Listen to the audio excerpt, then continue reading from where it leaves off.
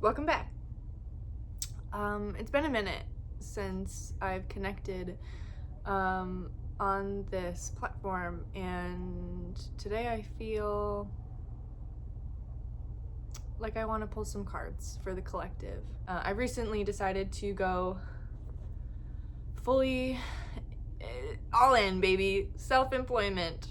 I've been on this journey of entrepreneurship and small business ownership for a couple years now. This is maybe like 3 years of learning and building this journey, and I've been back and forth to part-time jobs since, and it's just this new era of getting really, really clear on what I'm creating and what I'm doing and how I want my life to look. It just feels like a time to really just eat, sleep, and breathe. The vision, the calling, the mission. So I'm here today. That's how I'm showing up here today, I guess. So we're gonna pull cards today for the collective, and I love pulling cards. Tarot is my love language, and connecting intuitively is just something that I do. It's who I am. It's how I show up in all spaces that I'm in. I'm always kind of tapped in. I've recently launched a new hypnobirthing program through my practice, and really leaning into womb healing. It's all I really want to think about and talk about. And I just want to learn about it and how it impacts us, not only as women, but how it impacts everybody, literally everybody. Men, women, families, trans and non-binary people, children, our communities, our collectives. It touches everything and everyone, and I feel devoted to speak to it as often as I can. And I want to pull some cards on womb healing to help us kind of navigate that topic of like, what even is it?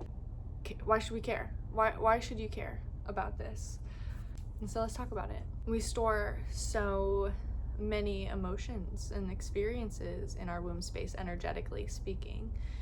And I find the womb space to be very much connected to our subconscious space, our subconscious mind. We store so many of our lived experiences and the emotions associated with it in that space. And if we're not going there and facing the challenging emotions in the energy of with the mindset of I deserve to feel better, so how can I release the things that I carry that don't look like the life that I want to build, right? That's the importance of this work and how it's connected to hypnotherapy and the subconscious mind and subconscious healing. So I decided to pull cards for the collective today about womb healing, and man, does it resonate. This ability to make empowered choices for ourselves, to shape our lives, to do that from an empowered place is truly such a journey. And it's not easy.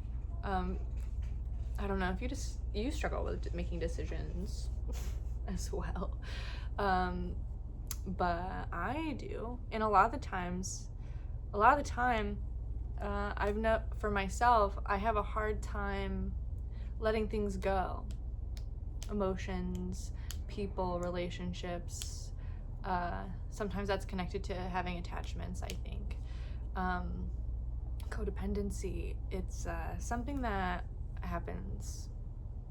It's a very human experience, having codependency on people, places, things, ideas, mindsets. And I think, especially for today's collective message, this is about letting go of those things that we feel obligated to, so that we can truly honor ourselves to stop abandoning ourselves and our needs and our dreams and our goals and our desires at the expense of ourselves, because we think other people put them above ourselves. We put what we perceive of other people's experiences above ourselves, and I'm guilty of that. I have that pattern of people pleasing and playing small to be accommodating and to not, make waves, not to create conflict.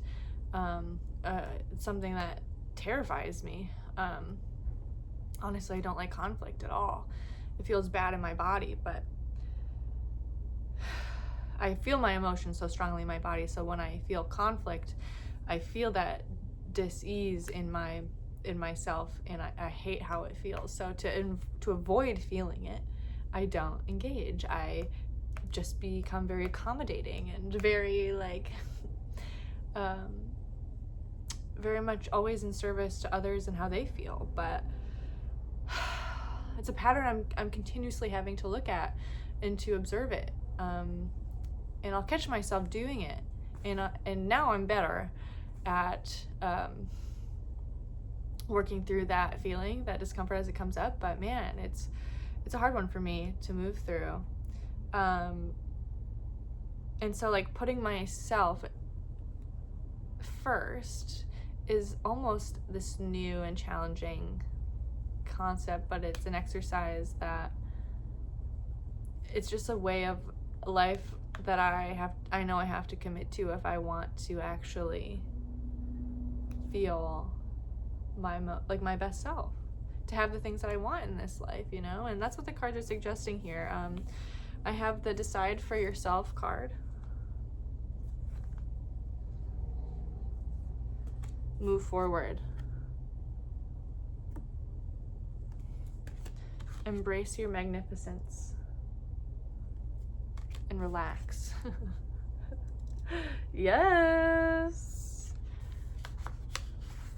This is kind of giving me the energy of learning to enjoy the energy of your own company. When you learn to enjoy your own company, your own energy, you feel the most connected to it. That's the best way that you're going to be able to really get to know yourself anyway. Spending time with yourself, easing into your own space, in your own mind, in your own body, and really get clear on how amazing that you are. Can you give yourself permission to rest in your excellence and to fall in love with yourself, to strengthen your own energy and your own vibration? Because when you do that, you're only going to call in the things that you want, right? That's how you manifest. That's how your goals come to life, how you reach your goals and how you attract the things that are meant for you. And so whatever holds you back, perceived conflict, challenges, and the needs of others, it's really asking you to move away from that and just focus on yourself so you can be in connection to the things that are for you. You're kind of being placed exactly where you need to be. The Four of Wands, Two of Wands, participation and possibilities. 10 of Cups, 9 of Swords, harmony and sorrow. 8 of Cups, the Sun. We also have trust, letting go, and the Source.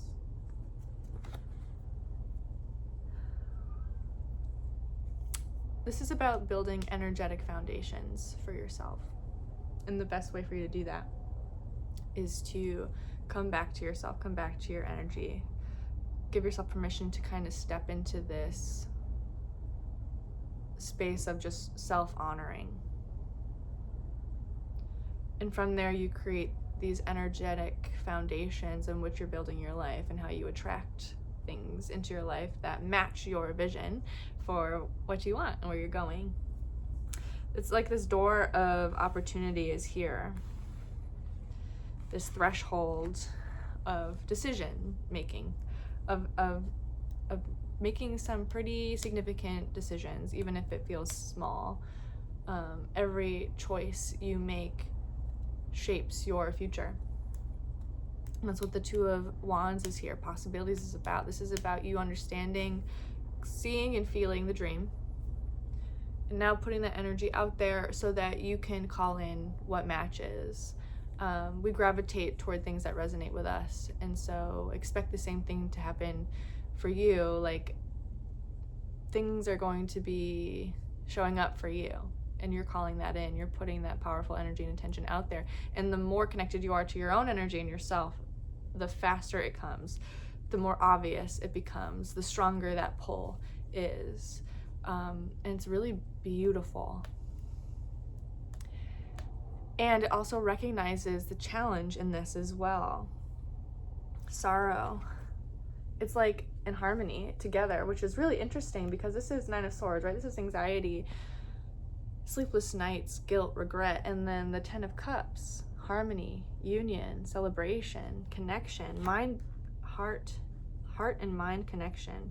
The heart and the mind being on the same page and deciding to be in this higher vibration of joy and play. That's what you're being encouraged to move toward. And it's showing up in contrast with sorrow. Understanding that there are old stories and old belief systems and old dreams and old versions of ourselves and others that we have to grieve and let go of. And this process of becoming new, of becoming, really this journey of becoming your most embodied, authentic self, there is loss involved because you have to grieve everything that you hoped would work out and then didn't. You have to you have to feel through those moments of speaking your truth and knowing that might not always be received well by others, and there's this letting go that has to occur, this walking away, this emotional separation from things that don't serve us anymore. We have to let them go and kind of trust that things will be illuminated and we will see clearly what we need to see, so that we can make decisions from our most empowered and clear mental and emotional space. And there's something about vibration that is really coming through really strong. Like, the vibration of your words carry the energy of your intention. And when you speak in alignment with your intention, with clarity, with conviction, that is so magical. Your words and your thoughts are such strong magnets in this in the energetic realm, right? What you think manifests, what you speak to manifests, right? It is powerful, and that's why it's so important for you to take this time now to really get clear on your energy and what you want, and then speak to it. Act in alignment to these thoughts and these goals that you have. You are creating something, and this energy for the collective feels like new clarity that comes from stronger boundaries and clear vision and connection energetically and emotionally to the things that are in alignment. And we just keep choosing the things that are in alignment, and this feels like really being at the precipice of new momentum, of seeing the truth very clearly, and the importance of knowing, like, the importance of your own joy and harmony, and like fully stepping in to that life, to stop playing small to make others more comfortable or to fit into a comfortable old dream. No, this is about fully being embodied and clear on how you feel and speaking to that, And understanding the consequences of doing that are you creating possibility in life. But when you're in this clear vibration, when your vibration is clear and elevated, and you are connected to your needs, and you're speaking to it, and you are co-creating with the universe and others that are in support of your needs, because the things that you want most in your life, your people, they want it too. And so the more that you live in that reality, the more you will attract the people that are supposed to be a part of that reality. And it's powerful. And this is all connected to the womb, right? This is all connected to womb healing and following those emotions. Go to that space and check in with yourself. How are you showing up? How are you seeing yourself in that space? How are you carrying that new life? And how will you give birth to it? How will you give birth to that identity? How will you give birth to that reality? Are you holding on to old pain? Or can we address the old pain and release it, to heal it, to cleanse it? And then can we feel more connected to our end goal here, our emotional dream, our sense of harmony? And can we allow ourselves to let go of the old stories, the anguish, the pain? Can we let go of what that story tells us about us, how it has defined us maybe? And can we expand into our joy? Can we go from a lower vibration? Can we accept and honor that, yes, we hold these experiences, and can we practice being the healer, the nurturer, the mother of our own painful experiences? And can we rise? Can we expand our vibration? Can we become more than the pain that we carry? And can we give life to a greater, higher perspective and experience, a broader perspective, a more empowered mindset? You will see things clearly. The sun is coming up. It's almost like the sun is rising, right? There's a new dawn ahead. It's interesting to me because it kind of looks like this person who is so sad in the sorrow card is like, you know, emoting behind these blinds. That's how I see it. And there's the night sky in the background. But we have to open those blinds and shine some light on it, I think. Any of those painful experiences that are keeping us from just showing up fully in our lives. It's hard to be vulnerable. Sometimes it's really the scariest thing, to feel like you're being perceived. I feel that in my own way and have felt it in different ways. And when we're really connected to our pain and our sorrow and our grief and our guilt, it makes us, we don't want to expand. We want to stay small. We want to control that experience as much as possible.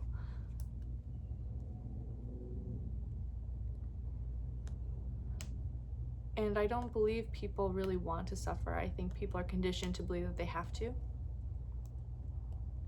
because it's a known, it's familiar, they're used to it.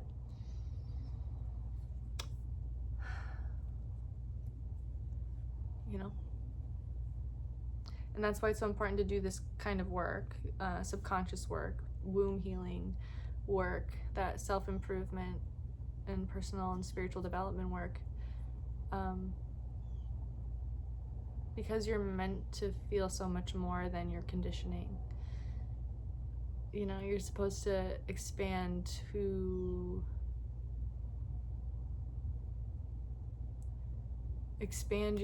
your view. There's so much more out there for you than your own suffering. And the more that you expand, the more you realize it's not that when you heal you forget your pain. It's about how you carry it, how you hold it. And the bigger your energy can expand, the more you can create space for a new experience, and you can release the hold that pain and sorrow have on you, the pain of the past and your conditioning and these things that you've learned that have made you believe that you have to be less than everything that you want to be, because for whatever reason. But you absolutely deserve to expand and to feel everything.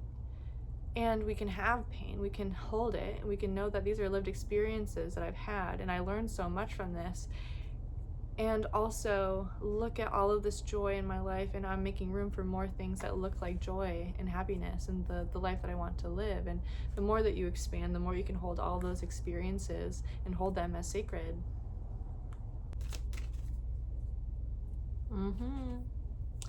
Yep, the Magician at the bottom of the deck. This is the Little Prince tarot. It's so cute. One of my faves. Yeah, and what it feels like, maybe you can resonate with this, but it feels like a big moment of reckoning happening here. Judgment and the Hierophant.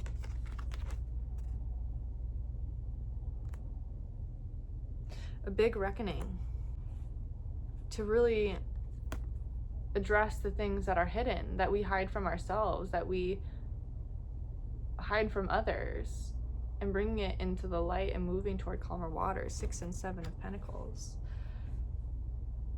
That's what it is. This is a realization of, let me look at where I've made mistakes, or let me look at where I've felt pain and felt like I've been hurt and wronged. Let me look at those things.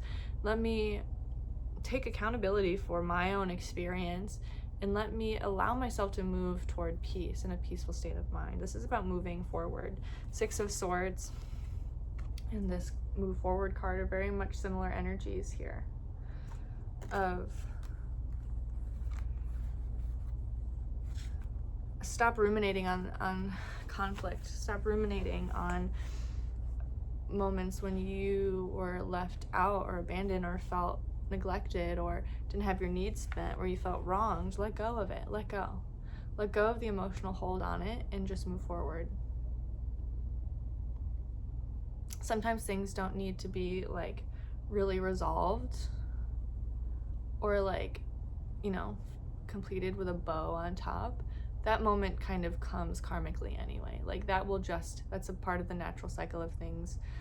We find opportunities for closure. This is not necessarily an opportunity for closure right now. This is about making decisions to level up, to show up in that energy, to move forward in a way where you're just moving toward clarity and moving toward the things that look and feel like what you want to call into your life.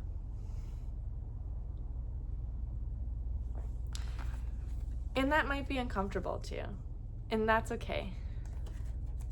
Sometimes when we have to look at our own shit, you know, we have to like address and accept like, oh yeah, that's where I've been playing small and keeping myself back. And that's a really uncomfortable experience sometimes, conversation to have with yourself. But that's why work like hypnotherapy, regular cognitive therapy, doing womb healing can be beneficial, because we can meet ourselves in that sacred place that we go and connect with ourselves within. We can see ourselves and give ourselves love and compassion for where we've been, but also continue to support ourselves and our mindset to go where we want to be going, to get where we want to be going, to keep staying focused on the goal ahead. I'm starting to get a little migraine and a headache, so I'm going to stop our reading. That was a collective reading about womb healing for the collective. I hope it resonates with you. Let me know if it does. If you're interested in talking more about womb healing and how that can benefit you, you can follow me on social media. They're all linked down below. And if you're interested in exploring that journey for yourself, you can learn more, book a session with me at my website. Stay connected with me here and all platforms I'm on. Stay connected with us at Ritual Wellness Space. We're doing some cool stuff, and we have some really amazing community members. We have a lot of amazing people in our collective really doing amazing work, so stay connected with us at ritualwellnessspace.com as well. And until then, I will see you next time.